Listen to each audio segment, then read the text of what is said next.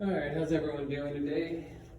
We're actually going to go over 3 chapters today. I'm going to go ahead and cover chapter 1, chapter 6, and chapter 7. So let's go over chapter 1 first though. Chapter 1 is going to be automotive background and overview. So the learning objectives for this chapter here, I'm going to explain the evolution of the automobile. I'm going to discuss the components of the body and chassis, and I'm also going to describe the evolution of engines, and then also list the major systems common to most vehicles, and list the 8 areas of automotive service according to the ASE or NATF. ASE is Automotive Service Excellence, and it's actually what gives us certifications as far as to what we know, our knowledge of the actual automotive systems on a vehicle, and all the different categories for each one, and what each one actually entails. So let's go and start off with a little historical background on it. So self-propelled vehicles that move under their own power. They were developed after the invention of electric, steam, and gasoline propulsion systems, which was replacing walking and animal use. So before we used to have horse and carriage, now we actually have, it's the funniest thing, I actually saw a post the other day, and it said, back in the day, only rich people owned cars and everyone else had horses. Now it's all the rich people nowadays have horses and everyone owns cars. A model of the quadricycle, a car built by Henry Ford in 1896. So this is one of the first designs, obviously one of the first four-wheel designs, you could say. And the funniest thing is, back in the day, is there was actually more electric and steam-powered vehicles than there were internal combustion vehicles. So the bodies themselves, the early motor vehicles evolved from horse-drawn carriages, so a lot of them looked like a horse and carriage, obviously minus the horse. They would just add a motor to it, or an engine, or a steam engine, or even an electric motor, and actually use that to drive around. And then eventually they started working their way into creating bodies and roofs and different amenities that we take for granted nowadays. And then most vehicle bodies were constructed with wood framework until the 1920s. So most vehicle bodies were constructed with wood. So this is actually an older, I think it's a Ford body. And you can see the entire chassis, or the entire structure of the actual body itself, was all made out of wood. And then it was put on some type of a steel frame or even a wood frame, and then everything was either built around it or added to it. Early vehicles were constructed mostly of what material? Let's see if you guys can remember what it is actually made of. That's correct, yes, it was made out of wood. Chassis systems overview. The chassis system of the vehicle includes the following components. We have the frame of the body, the suspension system, the braking system, and then the wheels and tires. So a chassis of a 1950s era vehicle showing the engine, drivetrain, frame, and suspension. So we have the frame here. Usually it's just 2 rails kind of going along the side, and then you have cross supports, or they actually curve under the engine themselves. Now, the importance of a good, strong frame. Now, when you actually start thinking about the evolution of the vehicle, think about back in the day where what the initial say, not mindset, but the drive, or whatever we want, automotive manufacturers, what they actually truly cared about. It was mostly for comfort. I wouldn't even say horsepower at the time. Yeah, there's people who wanted to go fast, but it wasn't about that. It was more about comfort and just overall function. And then we started getting into safety. But first, it was all just about structure and basically the construction of the actual vehicle themselves. So you can see you have your suspension system in the front, you have the engine, the drivetrain, you have the transmission here, goes to the rear axle. So this is just a rough breakdown, or what, they just pulled the body off, and this is basically the main heart of what a vehicle actually is. So body terms. So I'm not going to go over all of them, but as you can see, it gives you the rough, not even a rough, I would say a very intricate description of each portion of the vehicle and what it is actually called, the real name. Now, these pillars here, I would say, are probably most important, and you're going to hear them a lot when you're in the automotive industry. You have your A pillar, B pillar, C pillar, and your D pillar. Now, not every vehicle is going to have all the way to a D pillar. It just depends on the design. But usually the first one that is actually attaching with the windshield attaches to is going to be your A pillar. Then the B pillar is going to be next, C and D. So as many However many pillars you have, that's where you just work your way down the alphabet. So if it only has 3 of them, you're going to have an A pillar, B pillar, and a C pillar. But this one, because it's more of a wagon style, you actually have a small pillar right after the rear door, and then you have the final one in the back. So go ahead and, I know you're going to have this picture in your guys' books, go ahead and take a look at it and, kind of get a rough idea of what the names are. You don't want to say, oh, it's that bar on the back side of the car. Just get to know the terminology. Terminology is actually very important. You don't want to be saying, oh, let me get this part, and then you find out you actually got the wrong one because you called it the wrong part. So definitely take a look at this and kind of study up on it.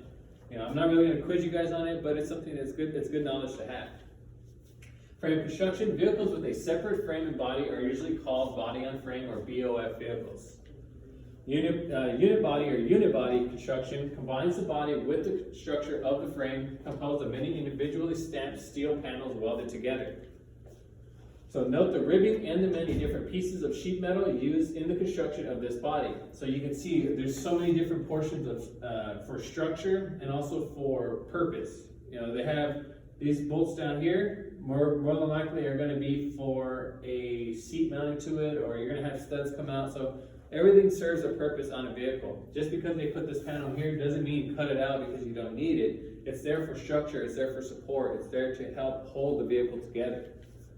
Space frame construction consists of formed sheet metal steel to a construction framework of the entire vehicle. The vehicle is drivable without the body. Plastic or steel panels cover the framework. A Corvette without the body. Notice that the vehicle is complete enough to be driven. This photo was taken at the Corvette Museum in Bowling Green, Kentucky. Now, I actually had a 93 Corvette. It was a good car. It did fall apart on me, but it was still a good car when I had it. And you could actually take off all the panels on the vehicle and still actually be able to drive the vehicle around. The reason why is because of how the car is actually made. The main structure is kind of like the skeleton or the bones. It sounds kind of grotesque, but if you ripped off all the skin on your body, if you wanted to, your body could still move around, but it's obviously holding in all the blood. But it doesn't take away from the structure or the support as far as taking your skin off. So that's basically what we're doing with this Corvette. They actually remove all the skin and show the true bones, the structure of the actual Corvette itself. So money label. Money label is shown as shown on the side window of a new vehicle. Obviously it's going to give you the price, it's going to give you the different amenities the car has, it's going to give you fuel mileage.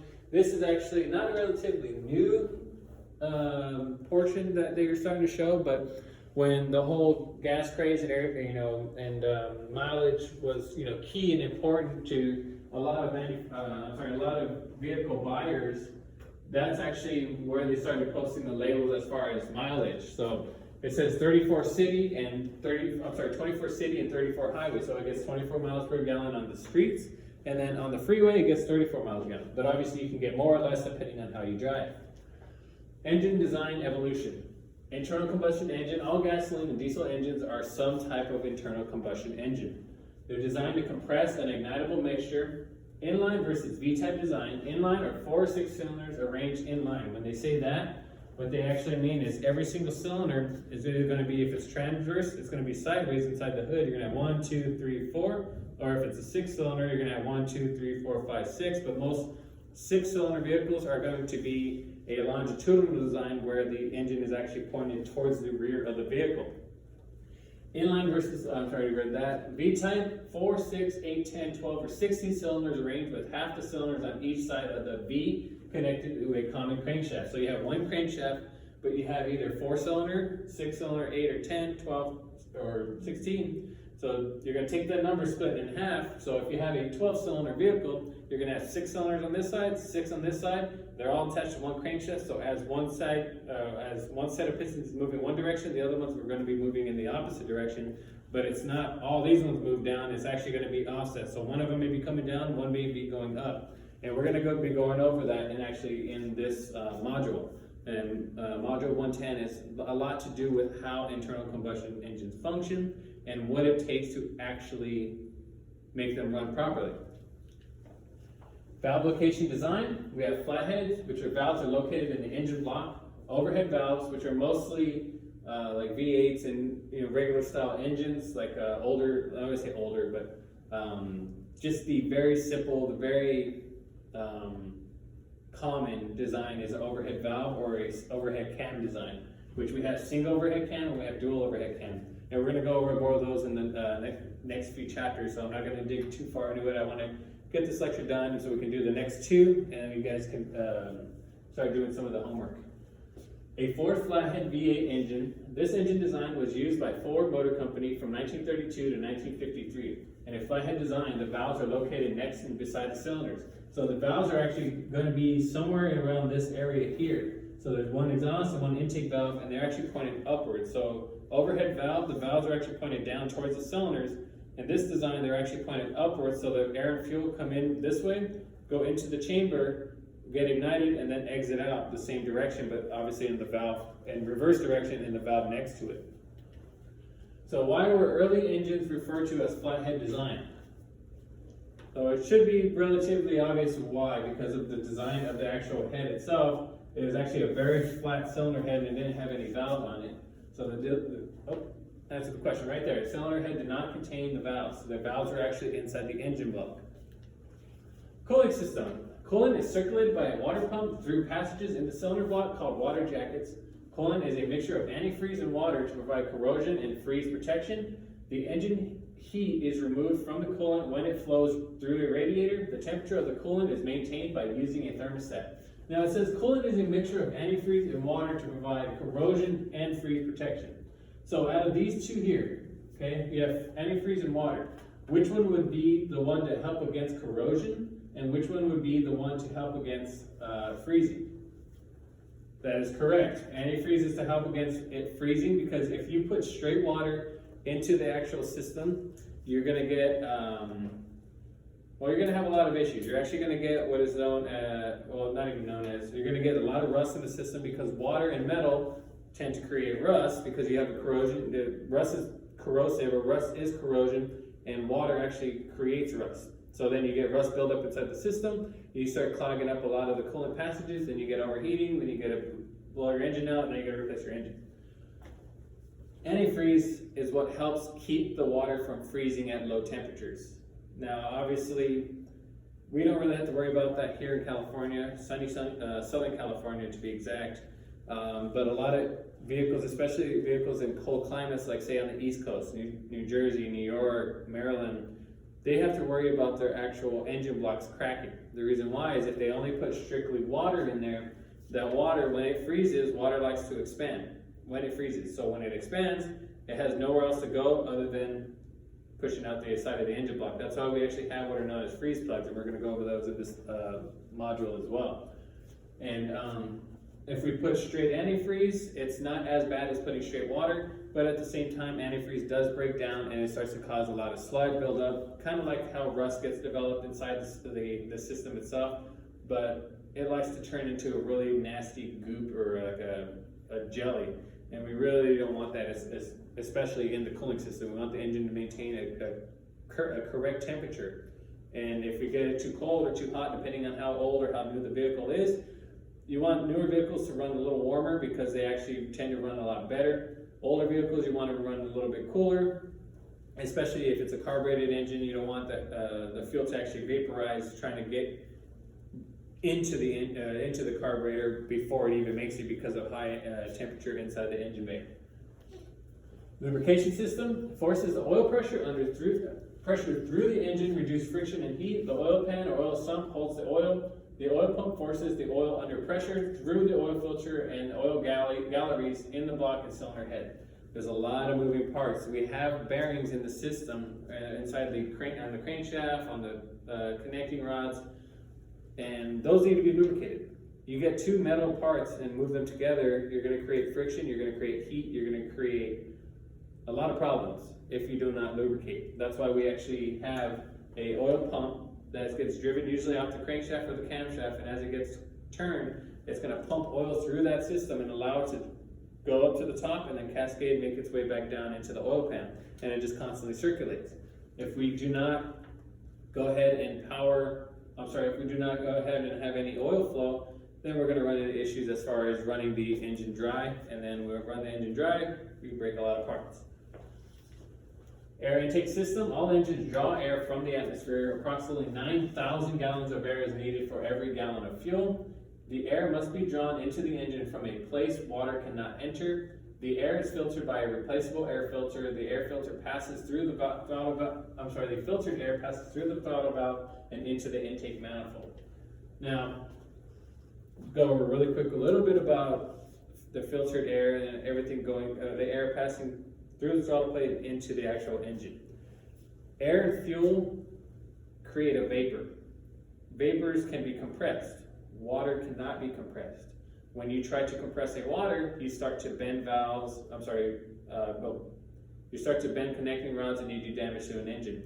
That's why if you've ever hydrolocked a vehicle where you actually drove through, say, a giant puddle and you sucked in a bunch of water into the intake, then you've actually had damage caused or damage done to an engine. That's because water cannot be compressed, and you try compressing water with that engine's rotating at 5,000 RPM and it sucks in a bunch of water and tries to compress it. That's when damage happens.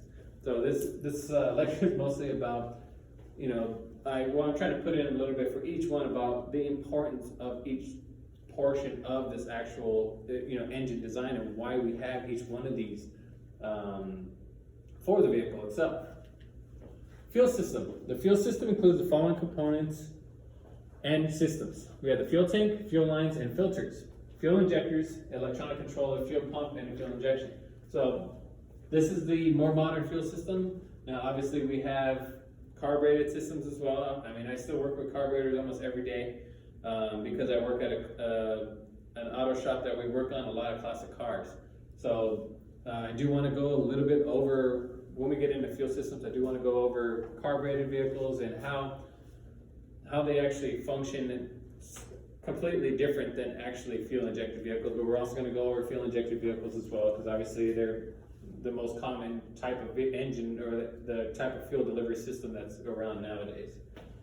Starter and charging system includes the following components: battery, starter, alternator, and associated circuits. Now, this is one of my favorite classes, favorite modules to go over because it gives you so much information. But my favorite module is actually 120, which is electrical. Because I used to build cop cars and I used to do, a lot of electrical work working off-road. I think it's one of my expertises on, one of the systems on a vehicle. But we're going to kind of dabble in electrical a little bit, not too much, but definitely electrical is going to be my favorite one to go over with you guys. If you guys haven't already done it with me in any prior module.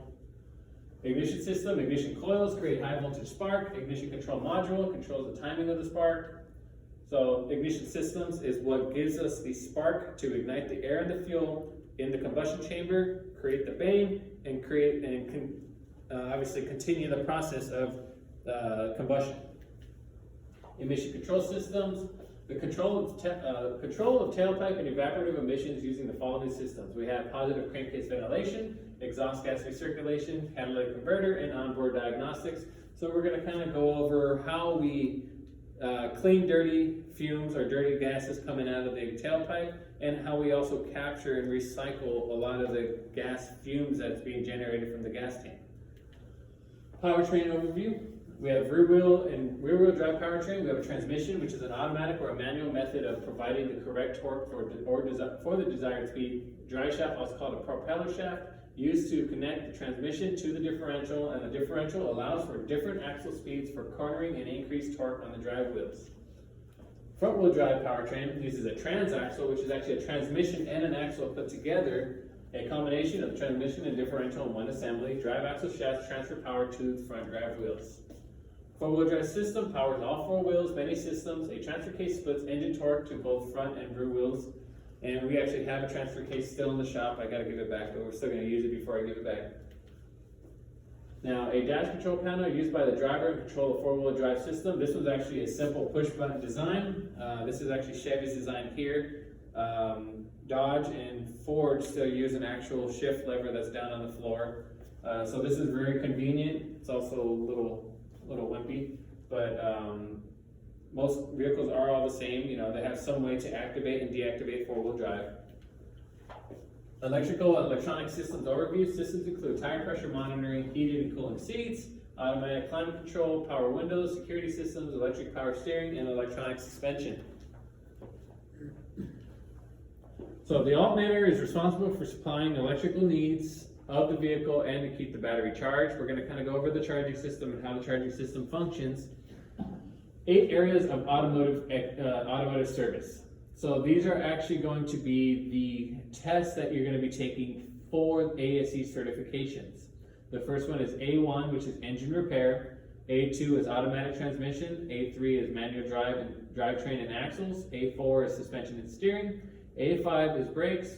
Electrical and electronic systems is A6. A7 heating and AC, and engine performance from A8. Test registration booklet that includes details on all vehicle related certification tests given by ASE. All testing is now done electronically in proctored locations.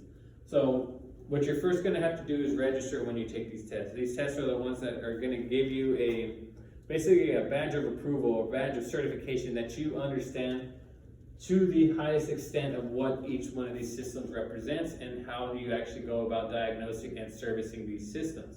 So it's kind of like I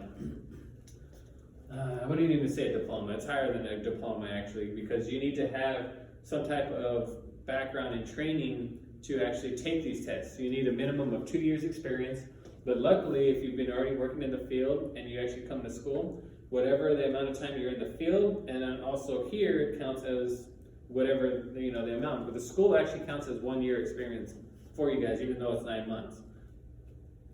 When you're working in the field, obviously every single year counts as you need to show some type of proof that you've gone and had on field training for at least 2 years, and this does count as 1 year.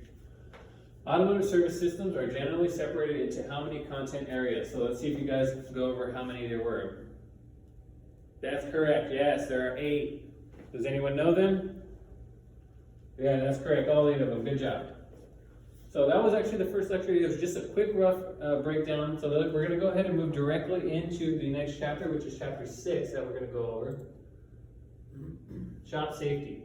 Now I'm going to breeze by this because shop safety is not only using common sense, but I mean, everyone should have some sort of knowledge on basically how to stay safe in a shop. So I'm going to describe the personal protective equipment, or the PPE, technicians use. I'm going to explain the safety tips for automotive technicians and discuss shop safety procedures regarding electricity. Discuss the purpose of fire extinguishers, fire blankets, and the first aid and eye wash stations. Describe safety procedures for working with hybrid electric vehicles. Safety glasses.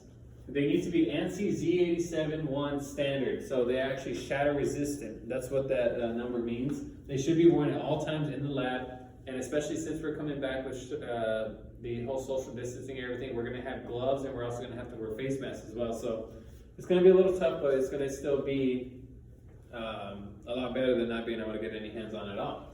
So full face shield, they spelled that wrong, recommended when using grinder or a power washer, because you get a lot of splashback from the water from the washer, and then you get a lot of sparks flying everywhere with the grinder. And if you've ever had a grinder blade shatter on you, pieces go flying everywhere. I've seen pictures where the guy had safety glasses on and he had a giant chunk just sticking right inside his safety glasses. So what I do is I actually wear safety glasses and a face shield, just because your eyes are covered, but it doesn't mean you can't take a piece of a grinder wheel right to the chin or right to the cheek. So definitely want to wear a full face shield when using a grinder or power washer. Safety glasses should be worn at all times when working on or around any vehicle or servicing any component. I push this all the time just so we can stay safe, but at the same time, it's not only because of your guys' safety, but it also has to do with shop liability. If the big OSHA comes in, which is actually the people who are in charge of coming in and making sure the shop is working safely, if they come in and you don't have any safety glasses on and they say, where's his safety glasses? They, oh, we don't wear them all the time. That can be a really big fine for the shop. So that's why they're going to be pushing on you wearing your safety glasses. Some of them are a little more lenient where you're not required to wear them all the time. Other places are very strict with them where they'll send you home because you don't want to wear your glasses and you won't basically have a job the next day. So that's why I push it on you, not just for our safety in the shop and the liability of the school, but also just for your safety and then also for when you get out in the field, because there's not going to be any leniency when it comes to it. You got to remember, when you guys are applying somewhere, you're not the only person that's applied to that place. There's also 100 guys behind you, guys or girls behind you that have also applied, and you're fighting for that same job. So if you decide to be defiant on what they're requiring you to do, they have 99 other people behind you to go ahead and take your spot. So just keep that in mind. Wear your safety glasses when they tell you, or if they tell you. Steel-toed shoes are a good investment and safer than canvas or cloth. Steel-toed shoes are very good for being in the automotive industry, because if you've ever dropped something real heavy on your toes, you know the benefit of wearing steel-toed boots. Even damaged boots like these, even though the leather has already started to rip away, these are still a lot better than not having a steel-toed shoe right now, or a shoe on. See, I got my Chucks on right now. That's because I'm just doing a lecture. But when I'm out in the field, or when we're actually in the lab, I'm gonna have my steel-toed boots on. So please, if you have yet to buy some before we get into lab, I need you guys to have steel-toed shoes. Gloves. We have latex, vinyl, polyurethane, nitrile, and mechanics gloves. We are going to be wearing gloves in the lab because of the whole social distancing, COVID-19, all that garbage. It's for the protection of getting caustic and hazardous chemicals on your hands and in your skin. Remember, our skin breathes. It absorbs anything that it comes in contact with. So when you get caustic chemicals on your hands, it's going to absorb into your skin, it's going to get in your bloodstream, and we really don't want that. So they're showing you protective gloves such as these. Vinyl gloves are available in several sizes, and we are going to have multiple sizes. I think we go up to 2 extra large, and we start at small. Vinyl gloves last a long time, can often be worn all day to help protect your hands from dirt and possible hazardous materials. These gloves here are actually a lot thicker than the regular thin ones that we get, like the surgeon's gloves. There's actually ones that are a lot thicker, and they can actually be reused and not just be thrown away immediately. You can kind of take them off, clean them up, and then wear them again. A bump cap protects your head when working under a vehicle. Hands, jewelry, and clothing. We want to take off all jewelry. When I work, especially with electrical, I take my wedding ring off because I do not want to short this out into something. When this thing hits and gets grounded with electricity traveling through, this is going to get glowing red hot. Now, how am I going to take that off with it glowing red hot? I won't even be able to take it off with my other finger. So all it's going to do is just going to burn a nice hole, or just going to burn off my entire finger itself. So definitely take off all your jewelry. If you have lip rings and earrings and chains hanging out, take them. I mean, you could probably get away with tucking them in, but I would just take them off completely when we get in the lab. Hearing protection used when noise is greater than 90 decibels. I usually use hearing protection when I'm using a grinder or something loud, or you're swinging a hammer, just so you don't damage your hearing. I go to a lot of, punk rock, heavy metal shows, so I'm already partially deaf, and my wife doesn't like it all that much, but I can't hear her complain about it, so it's okay. One version of a bump cap is the padded plastic insert that is worn inside a regular cloth cap. So these are actually pretty cool. I actually have one of these too. Some of them you can cut them down to fit certain hats, but obviously once you cut it, you have to kind of wear it with that hat, unless you can find another one of the same type. And these tuck in on the side, so it can help protect your head, but still have a hat on as well. I've even seen people take these and then just put a little string around it and just wear it like that. It looks kind of funny. That's why they put them inside hats. But they do serve a purpose. So if you're working under a car and you stand up, you hit your head, you're not going to get you're not going to actually cut your skin and hurt yourself. Remove all jewelry before performing service on any vehicle. And what are the 4 items that are personal protective equipment? Yes, safety glasses. What's the other one? Gloves. What's the other one? Steel-toed boots, correct? No, not that. Yes. Safety glasses, steel-toed boots, bump cap, and gloves. Safety tips for technicians: lifting, secure grip, and solid footing. If you're ever trying to pick something up and you just can't quite grip it right, ask for some help. It's never not wise to ask for help when actually lifting something up. Do not twist, ask for help, push rather than pull. When you're actually lifting something and you want to set it on the table, turn your entire body. Don't just grab it and twist. That's how you hurt your back. And I've seen a lot of careers get ended over something so silly as picking up something really heavy and twisting and turning, throwing their back out. Exhaust hose, make sure it's properly connected to a vehicle. Some of the shops that you're going to be working at are going to be completely indoors, so they actually have a ventilation system where you hook up the exhaust an exhaust hose to the actual tailpipe, so all the gases actually get sucked out and get filtered and then sent out to that into the atmosphere. So we do not want to have a vehicle in the shop, especially an enclosed shop where you don't have it on for too long, because you can get carbon monoxide poisoning from letting a car sit there and idle with the door closed, and then you start getting dizzy, you go to sleep, and then you never wake up. So we definitely want to put the exhaust hose on. Always connect an exhaust hose to the tailpipe of the engine of a vehicle to be run inside of the building. Some of these actually go down underground and get filtered out. Other ones are actually going to be going up through the ceiling, and then they come down and have the hose hanging down. But these ones are actually pretty cool because they're right on the ground. You don't have a big giant hose right in the middle of the shop. Safety tips for technicians: work height, place tools nearby to avoid strain. Don't have something way over there, you gotta go get it. And then you gotta go back over here, you gotta go get it. And then you gotta go pick up this over here. Keep everything kind of, if you know what tools you're gonna be using, keep them close by. Try not to strain yourself, try not to work too hard. Remember, work smarter, not harder. The hood, make sure the hood is securely open. A lot of them have the little hydraulic ones. It actually holds up on its own, but a lot of them are actually worn out. So when you lift the hood and it falls back down, you want to use a clamp or an actual hood prop to keep it up. A lot of the tool trucks actually have the little clamp. It's just a little C-hook with the threaded end, and it actually goes in and grabs onto the ram inside the hydraulic. I can't even think of the name. The hydraulic ram, and it grabs onto the actual inner sleeve and will lock it down so it wouldn't actually close on you and land on your head. Make sure that if you're using the hood prop, that it's securely in place. Do not have it just sitting very very gingerly on the edge, because if you hit it and then the hood falls on you, it can really do a lot of damage to yourself. Moving vehicles, get help using a motor or use a motorized pusher. They're talking about moving a car that cannot run. Sometimes you're going to have a car on the rack that you're not able to actually, you have to get the rack up cleared so you can work on another car. So you actually use a motorized pusher, the power pusher here. Now some shops have these, some shops don't. Some people are blessed with these, some aren't. Or you just get a group of guys and have them help you push the vehicle out. Never try to do it on your own, especially when you're trying to get a car off the rack. Then you start pushing, and then you try and jump into the car to slam on the brakes. That's how accidents happen.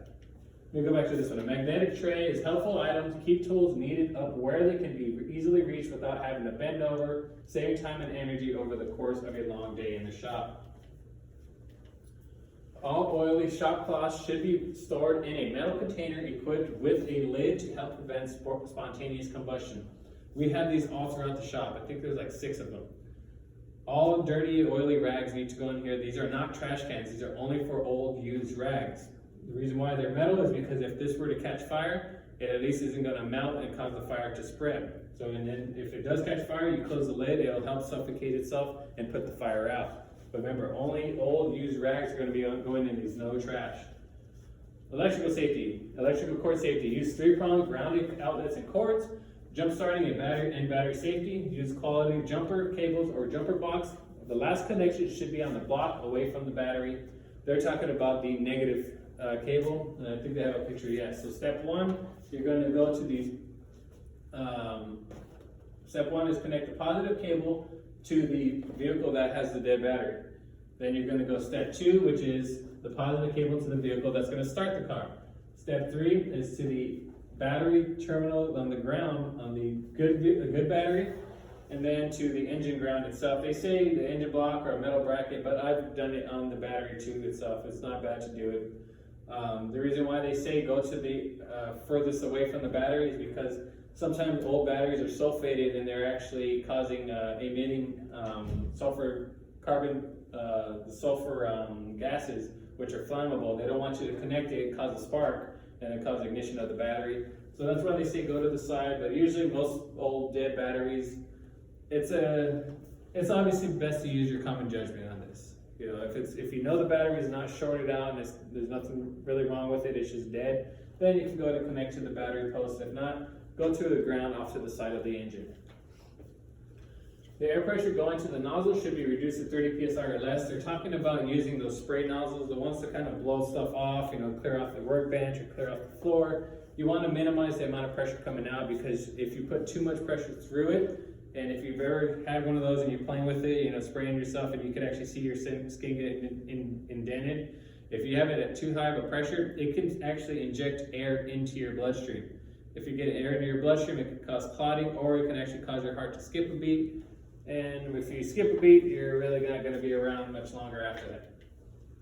Fire safety, fire extinguishers. There's 4 different classes of fire extinguishers. We have class A, B, C, and D. Class A fire extinguishers are designed to use on general combustibles such as cloth, paper, or wood. So, you know, if this were to catch fire, but there's nothing on it, this were to catch fire, then you can go ahead and use a class A. It's usually a pressurized container of water. Class B are designed for flammable liquids and gases, including gasoline, oil, thinners, and solvents. Class C is used on electrical fires, and Class D is effective only in combustible metals such as powder, aluminum, sodium, or magnesium. So Class A is for natural ingredients, Class C is for oil products, Class C is for electrical, and Class D. Now Class B fires, let's say you have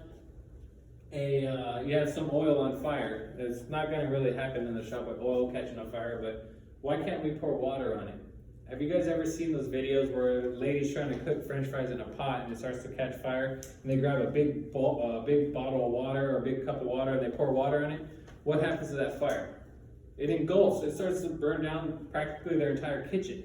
It's because as they pour it in, it creates vapor, and as that vapor, it causes the oil to actually spill out because the water starts to boil. When it starts to boil, it pours the oil back out of the pot and then causes everything else to go up in flames. And then in that case, when you're actually having an oil fire like that, just a quick tip, you know, if you guys are ever doing that, you're cooking something and catches fire, put the lid on it. It'll extinguish it because it'll actually cause the fire to not have any oxygen, which will then put out the fire. So just, you know, the first thing before using a fire is to not panic. There's going to be a fire. You're going to have to hold your composure and just think fast, but don't overreact. You know, you see the fire. You know where the fire extinguishers are. You should know in every shop that you work at where every single fire extinguisher is. If you don't, when you first start your first day, like, okay, where's the eye wash station? Where's the fire extinguisher? So you know where all this stuff is, because when you need to think fast, you don't want to think about where's the fire extinguisher. You take off, you leave, and you don't even know where they are when there's one right behind you. I actually had a friend. We were at the desert. We're standing by the fire, and he caught on fire. His pants were so close to the fire pit, he actually caught on fire. And I'm just talking to him like, "Hey, so you're on fire?" He goes, "What?" "Oh." And he put himself down, and he kept talking. So, about holding your composure, staying calm. That's the first thing you should learn about when an event like this happens. A typical fire extinguisher designed to be used on a type Class A, B, or C fires, the area around the fire extinguisher must be free and clear and allow easy access. All fire extinguishers shouldn't have a bunch of crap piled around it, because if you have a bunch of crap, now you gotta start moving stuff to grab the fire extinguisher. We want to have it accessible and easy to get to. Fire safety types of fire extinguishers. You have a water, which reduces the temperature where fire cannot be sustained, carbon dioxide, and a dry chemical. The carbon dioxide removes oxygen from the fire and reduces the temperature. Dry chemical coats the flammable material, which eliminates the oxygen from the fire. So CO2 fire extinguisher is being used on a fire set in an open steel drum during a demonstration at a fire department training center. Now, there are fire extinguishers that you do not want to use on someone. Now, you have the dry chemical one, which is the yellow one. That's a lot of the ones that we have in the shop.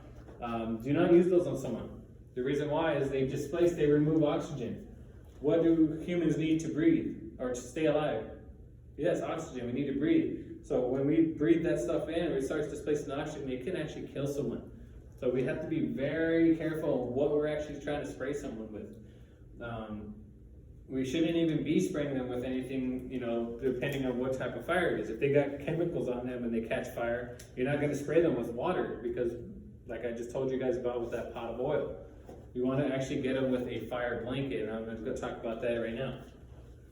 Fire blankets, used when a person is on fire and smothers the flames. So you're actually going to grab the blanket. Here, let me clear this stuff off.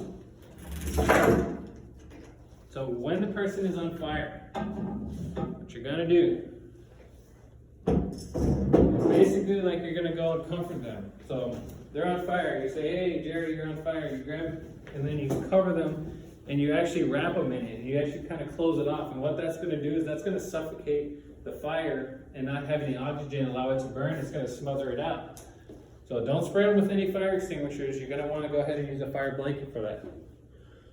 First aid and eye wash stations. First aid station contains emergency supplies. Eye wash station used to rinse liquids or chemicals. Evacuation routes. Easy to read instructions on how to exit in an emergency. We're going to talk about the evacuation routes when we get back in the lab as well. And then also where our first aid and where our eye wash stations are. We have one down in the middle of the shop or on the bottom shop where the lifts are. And I'll show you guys how to use that as well. It's pretty simple, especially when you have something in your eye. It's got a big plate like this where it's actually on a valve, and you hit that valve, it shoots the water out, and you go ahead and hold your eyes or your face right there for, I think it's about 15 minutes. A treated wool blanket is kept in an easy to open wall mounted holder and should be placed in a centralized location in the shop. Everyone should know where these are. Just because if you catch fire and someone doesn't know, they're going to be like, where's the blanket, where's the blanket? And then it's a waste of time to not know where it is. So it actually will help you by saying, okay, there's a fire blanket, there's a fire extinguisher, eye wash station. Know where all this stuff is. First aid box should be centrally located in the shop. We actually have a few of these out in the shop and kept stocked with the recommended supplies. We got Band-Aids, burn cream, even a small bottle of eye wash if the eye wash station doesn't work. So definitely keep in mind what's inside so we can restock if we need to. A typical eye wash station, often thorough flushing of the eyes with water is the best treatment in the event of eye contamination. So you can see we have the big valve that I was telling you guys about. Hit that valve, these caps pop off and water starts shooting up. You hold your face down there. It's usually about 15 to 20 minutes. I would say 20 minutes at just to be safe to get whatever's out of your eye, especially if it's something like a corrosive fluid. The evacuation routes from where you are in the building is shown on maps that are attached to the walls in the schools and commercial buildings. Everywhere they're going to have evacuation maps.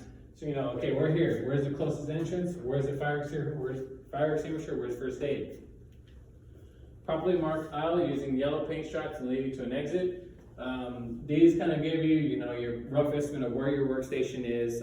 We have these throughout most shops, especially the bigger ones. Like I've worked at Longo Toyota, and they had the markings and paint and arrows show you where to get out and kind of guide you around.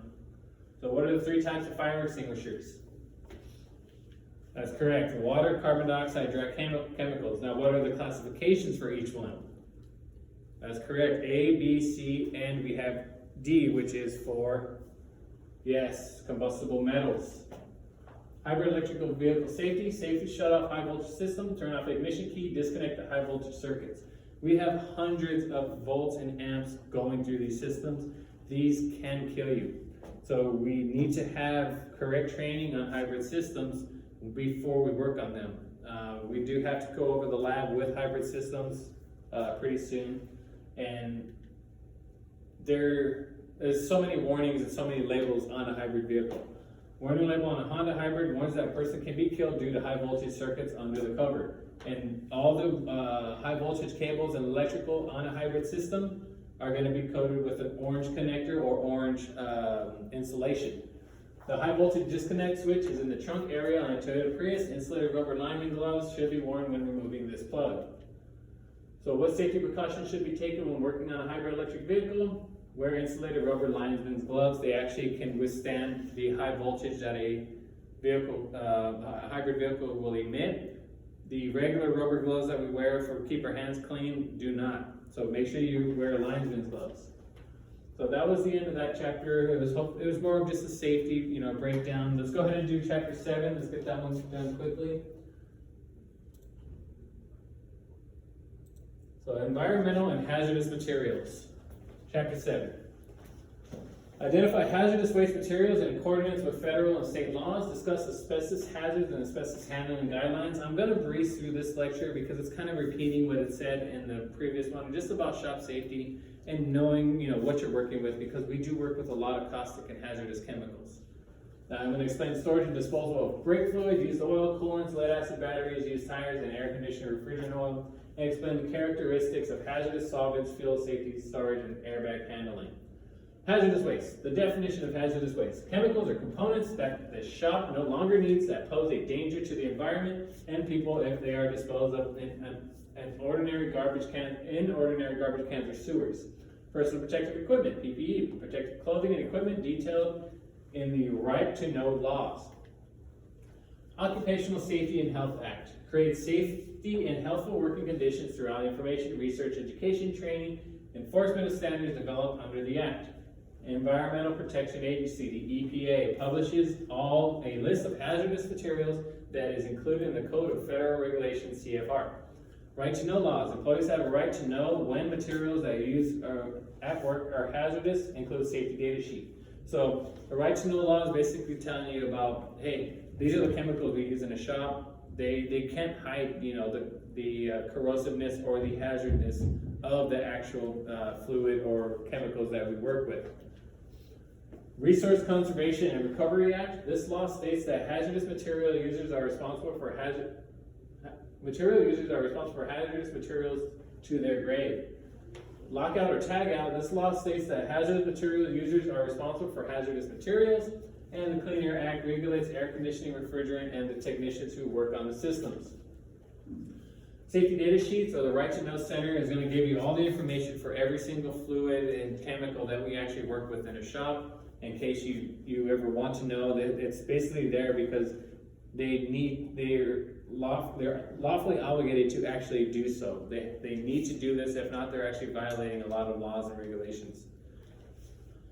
A tag that identifies electrical power has been removed and service work is being done. So we actually have the lockout tags. Like, let's say a lift is broken at the shop. What they will do is they usually put it up a little bit, or they leave it on the ground, and they will actually put this tag and will turn the power out for that part or for that tool. They actually have the breaker switch or the shutoffs actually have, let me see, I don't have a picture. They actually have a spot where you can put a lock on it and only one person has that key. So someone can't come over and open it and turn it on and use it and end up hurting themselves or hurting or damaging products. Asbestos hazards. Asbestos, scar tissue in the lungs. Asbestosis. It's scar tissue in the lungs that causes shortness of breath. Asbestos is mostly in vehicle brakes, especially older brakes. It was a binding agent used to actually create the brake pads for vehicles. So when the brake dust gets into the air and you breathe it in, those parts will actually go in, or the chemical will go into your lungs, damage your lungs, and cause scar tissue to build up where your lungs can't expand like they should, hence giving you asbestosis. Asbestos OSHA standards limits exposure of less than 0.2 fibers per cubic centimeter as determined by an air sample. Handling guidelines. We have a HEPA vacuum, solvent spray, and proper disposal of used shoes and pads. So when we actually work with old brakes, especially older, classic cars that haven't really had any work done, they've been sitting for 40 years, and then you finally someone brings it over and say, hey, let's get this car running. When you're working with brakes, you want to actually saturate the brake area first before you start to actually take anything apart. The reason why is if you get the dust in the air and you breathe it in, you get asbestosis. But what this does, it actually saturates the dust so the dust doesn't actually go into the air. It'll actually get attached to the water, or the water molecule attached to it, and then causes it to actually flow off rather than just building up and actually going into the air. Use brake fluid. Collect brake fluid in a container clearly marked for that purpose. Only use an authorized waste receiver for its disposal. Do not mix used brake fluid with used engine oil. Do not pour brake fluid down the drain. It is a caustic and corrosive material. Use oil, any petroleum base or synthetic oil that has been used. Origin must have been refined from crude oil or made from synthetic materials. Oil used as lubricants, hydraulic fluids, and heat transfer fluids are considered used oil, and contaminants, physical or chemical impurities. Storage and disposal. It's going to be shipped off-site for recycling, burnt on-site or off-site in an EPA-approved heater. Used oil filter disposal, gravity drain for 12 hours, dismantle and hot drain, and send for recycling. The gravity drain for 12 hours is actually very important. What we do is we take them, we hammer the backside of it so it can allow, if you've ever poured, say, a big old spoiled jug of milk, then you turn it over and it starts to dump very slow. What we do is we actually punch a hole in the bottom of the oil filter, and we flip it, and we let them sit there for a while. The reason being is, if you try to throw those filters away into, like, when you recycle them, I've seen OSHA come by and they've taken those and they've actually flipped them, and they'll flip them and they'll watch them, and if it's a steady stream for more than a few seconds, you get a fine, and you get a fine for every single one of those filters that does that. That's why you want to drain them out completely. Or you may even get an additional fee that's going to be attached to the recycling fee, because the bottom of the container is going to have a bunch of oil filled up because you don't drain them out completely. Make sure you drain them out completely to help avoid any additional fines or fees that the shop may actually accumulate because of not doing your job correctly. A typical above ground oil storage tank. So most shops are going to have one that's off to the side. We just go in and we have our drain pans filled with oil. We pour them into a filter, like a screen, and then it filters down and goes into the actual container. When the container gets full, call the company to come and they suck out the fluid. So basically now we have an empty tank, so we can go ahead and start putting oil back into it. How should engine oil be disposed? That is correct. Shipped off-site for recycling or burned in an EPA-approved heater. Coolant disposal. Used antifreeze may be hazardous due to dissolved metals from the engine and other components of the cooling system. Even antifreeze by itself is hazardous and also, caustic. It's a chemical that they've actually had to add a bitterness agent to actually make it taste bitter, because if you smell coolant, it actually has a very sweet smell to it. And it used to have a sweet taste as well, but a lot of kids and cats and dogs, coming up, they see a container of coolant and it smells good, so they drink it and they end up getting sick. So what they had to do is they add a bitterness agent to it to make it taste bitter and actually kind of burn your tongue a little bit, just because but because they were having incidents where people were getting sick and animals were getting sick. So even on its own, even fresh coolant is still hazardous to your health. Coolant should be disposed of according to the state and local regulations. Used antifreeze coolant should be kept separate and stored in a leak-proof container unit until it can be recycled or disposed of according to federal, state, and local laws. Note that the storage barrel is placed inside another container to catch any coolant that may spill out on the inside barrel. So we actually have to have a catch pan on the bottom of our container. So if it spills out, it lands in there, it can be recovered again rather than spilling on the floor, going into the dirt, going into the atmosphere, wherever else it wants to go. So you're usually going to have two containers on top of each other. Use tire disposal. Tires can be retreaded. Tires can be shredded into asphalt. Tires can be burned into cement kilns. A registered scrap tire handler should be used for transport. So these are some of the methods of ways we get rid of tires. A lot of times we actually sell, used tires that are they're still good, but they're just not the brand new tires. Obviously, if they, someone wants to buy a $20 cheap tire, that's going to be probably the one they're going to sell. So other tire shops will actually come by and purchase, certain tires if they're still actually good. A lot of times there's guys that will come and take their tires away and recycle them, turn them into other tires, or even shred them and put them into asphalt. Air conditioning refrigerant oil disposal may contain dissolved refrigerant, must be separated from the other oil waste, must be sent to a licensed hazardous waste disposal company. Air conditioning refrigerant oil must be kept separate from other oils because it contains traces of refrigerant and may be treated as hazardous waste. So the oil, if you've ever seen or worked with AC systems, they actually have an oil inside to lubricate the entire system. We want to recover any of the oil that we actually have and put that in a separate labeled container. You don't want really too much cross-contamination with any of the systems.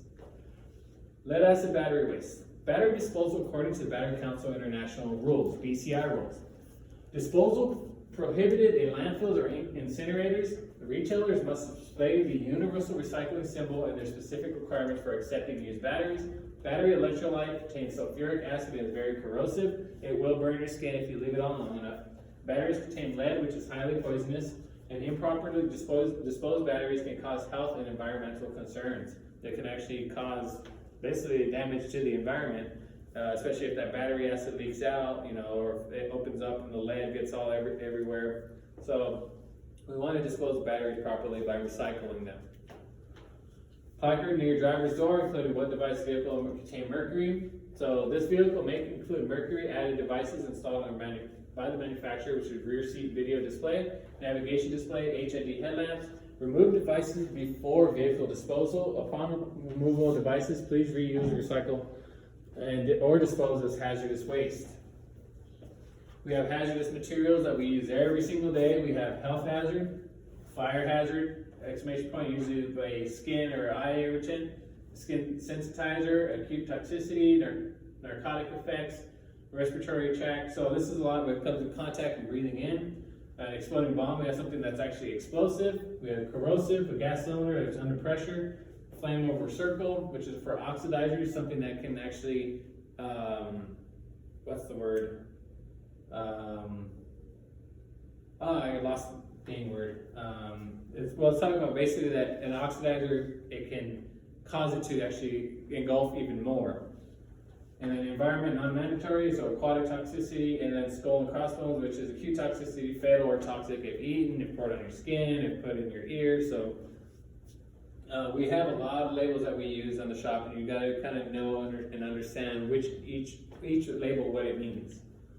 Effects of chemical poisoning: you get headache, nausea, drowsiness, lack of coordination, unconsciousness. I've actually gotten the first 3 before. I was working on a Toyota Camry, and the battery actually shorted inside, causing it to start to boil, basically like a giant short. And the gases started emitting were sulfur dioxide gases, and I inhaled it, trying to get the battery out. And when that happened, I started getting a headache, I started feeling dizzy, nauseous, and I actually went to the hospital. They're like, yeah, you got sulfur dioxide poisoning. So I didn't get a miss the next day at work, but you know, I got to go free visit to the doctor. Washing hands and removing jewelry are 2 important safety habits all service technicians should practice. Always clean your hands, not only for your own safety, but also because you're going to be getting into customers' cars. If you're covered in grease and you got it all on your arms and the back of your elbows, when you get in the car, and if they have, you know, nice interior, now you're going to be a part of their interior. So make sure you just kind of clean yourself off as often as you can, just to avoid any getting overly dirty. You know, after you're done with one job, go wash up real quick. Continue on to the next job. Hazardous solvents. Flammable solvents must be stored in a fireproof storage container. Used solvents containers should be clearly labeled as hazardous waste. Labels not required for parts washers. Used solvents not counted towards monthly hazardous waste output. The typical fireproof flammable storage cabinet. This is what you should have with all your fluids and your aerosol cans, and anything that's flammable should be in this container, and it should be closed all the time. Never have it open just because the shop is open. Keep this closed all the time. When you need to get something, open it, grab what you need, and close it. Using a water-based cleaning system helps reduce the hazards from forming strong chemicals. So these guys here, they say a parts washer, you can kind of clean off a lot of your tools and clean off a lot of the parts, but try not to get too much of this stuff on you as well, because even though it's a cleaning agent, it can still have some hazardous chemical or have some effect on, you know, being on your skin. Fuel safety and storage. Use storage containers that have flash arresting screens. Only use a red approved container. Do not fill storage container full. Never leave gasoline container open. Never use gasoline as cleaning agent. Connect the ground shaft when transferring fuel. So this is the fuel transfer pump. They actually have a ground shaft. You want to ground it to the vehicle. So when you're actually filling up, if there's a static shock or something, this will help actually keep it from igniting. And it's got a hand pump, so you just crank it over and it'll actually put fuel into the vehicle. So what color container should be used to store gasoline? No, not green. That's right, red. Remember, only red containers can store gasoline. Airbag handling. Disable the airbag if you are working in an area where it might discharge. Deploy an unused airbag before disposing. Do not expose an airbag to heat or fire. Carry the airbag pointed away from you, and wear protective gloves when handling deployed airbag. Wash your hands after handling a deployed airbag. We actually have a few airbags that we've deployed here. I think we have a couple more, so when we get in the lab, we'll go ahead and deploy an airbag for you guys. It's actually pretty cool. It's really loud. But there is a proper way to do so when handling a deployed airbag. It has a lot of dust or chemical inside that you don't want to really get on your hands. It can get itchy after a while. So after you're done handling one, wash your hands, clean yourself up. Carry the airbag pointed away from you if it hasn't been deployed. The reason why is if you have it, say, pointed, or when you actually set it down somewhere, you want the airbag to point upward, not downward, because if it were to blow, the entire unit would fly up and hit you in the face. And then if you have it pointed away from you, it's less likely to actually do damage to you, or not damage to you, to actually do harm to you. What precautions should be taken when handling a deployed airbag? Wear gloves, wash your hands when you're done. So even if you don't have gloves, you can handle it, but just wash them when you're done. So that was more just about like handling, certain caustic and hazardous materials. If you guys have any questions, please feel free to give me a text, give me a call. We still have a couple more chapters for this first week, so let's go ahead and continue with how we're doing. We're doing really good. If you guys do have any questions though, let me know, all right? I'll talk to you guys later.